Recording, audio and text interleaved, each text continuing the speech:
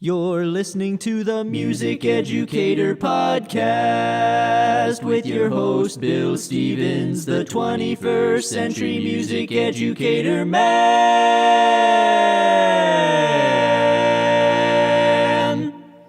Podcasting from beautiful Leesburg, Virginia. Welcome to the Music Educator podcast, bringing you the latest tips, tricks, and practical advice you can use tomorrow. Here's your host and fellow music educator, Bill Stevens. Welcome to another episode of the Music Educator podcast. My name is Bill Stevens. I'm so excited you're here today. If this is your first time here, welcome. And if you're returning, welcome back.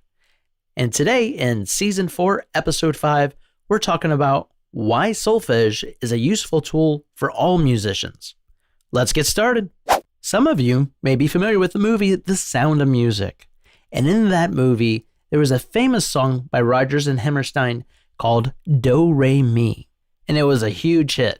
Believe it or not, that song Do Re Mi wasn't the creation of solfege. It had been around for a while, and it is a great tool not only for vocalists, but instrumentalists as well. Let's find out more. So where did solfege come from? Well, a little over 1,000 years ago, there was this Italian monk, and his name was Guido, and he was in charge of his choir abbey. Now, Guido had the responsibility to teach the other monks chants and song, and back then they didn't have music that was written down like it is today. All he could do was review the songs over and over again with the monks, and he was trying to find a more efficient way so that his monks would learn the chants. So what Guido decided to do was to name the notes of their scale, and in doing this, he assigned a syllable for each note. Ut, re, mi, fa, sol, and la. Guido soon realized that this worked out really well. As a result of the system's popularity and success, it was used over the centuries and eventually evolved to the familiar do, re, mi, fa, sol, la, ti that we use today, which helps musicians develop a sense of relationships between notes in a scale. Now you might ask, how does solfege work? Well, the most common form of solfege is movable do, just like they used for centuries. That means that do is the tonic note of a scale.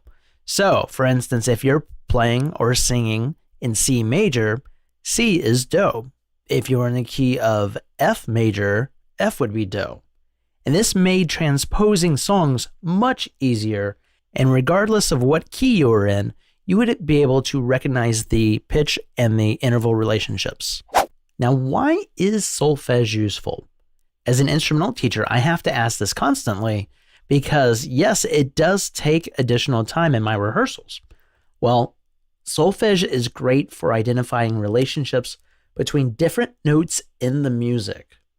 It helps learners recognize patterns and intervals and hearing, and this helps with their spatial reasoning. A lot of times, students will recognize the relationships at the end of pieces. A lot of times you'll get a sol, do, okay? 5-1 relationship. As an instrumental player, when you hear this, it helps with the oral shape of your mouth. It helps you become more familiar with being musical with your airflow, and you better understand the function that each note has in the scale and in the music. Now, I want to go ahead and touch base on my personal experience with solfege. I'm an instrumental teacher, and I had always heard that it's important to use solfege, but it was never reinforced, and I didn't have a lot of teacher friends that actually use solfege. However, I had a choir teacher who had an instrumental background. She said she used it all the time, and I started using it. And this year we had our COVID situation where we were teaching virtually. We created our end of the year virtual concert, and I wanted to reinforce skills that we could use later on and make it a big deal. One of the best pieces of advice I was given was treat solfege as a thing. Don't treat it like you're not in a choir, so it's not as important.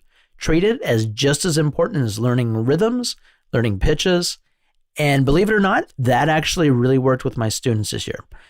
I would recommend, like anything else in music, don't start everything at once. start with 1 or 2 intervals. Keep exercises logical. I would recommend using Sight Reading Factory and use the customize function. And what I would do is I would customize Sight Reading Factory so that you have 1 line bass clef, 1 line treble clef, so that later on, when you actually do solfege with a larger ensemble, that the students can make the transfer. And I found they started recognizing intervals better, and they started sight reading better. And if I could take that with me, that's money in the bucket. I can also use solfege as a sight reading tool where I can work on rhythm, I can work on note reading, I can work on pitch, and I can work on breathing. These are all huge things. And then we can go through the mechanics of instruments as well. So in my book, solfege has proven to be a great and useful tool. And my recommendation for any instrumental people out there is to start with this early.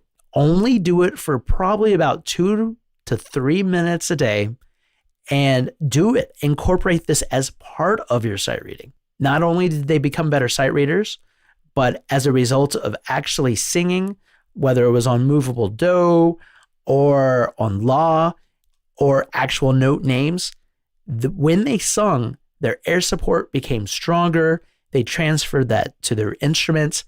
And there was almost like a domino effect in terms of success of what we were trying to achieve. So I highly recommend you try this out.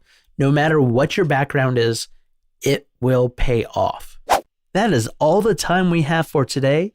Ladies and gentlemen, thank you again for joining me for another episode of the Music Educator Podcast.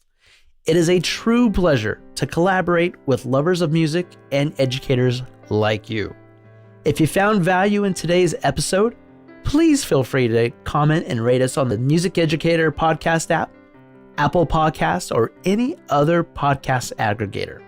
Also, check us out on our blog at bandbuzz.org, our podcast website, www.themusiceducatorpodcast.com, or our TPT or Boom Card stores. That's all for today. Have a great week, everyone. Thank you for listening to the Music Educator Podcast. For the latest tips, tricks, and practical advice you can use tomorrow. You can subscribe to our podcast on every podcast aggregator or download the Music Educator app for free in the Apple or Google Play app stores. Furthermore, visit our blog at www.bandbuzz.org for additional music education resources. We will see you on the next episode of the Music Educator Podcast. And remember, music can change the world.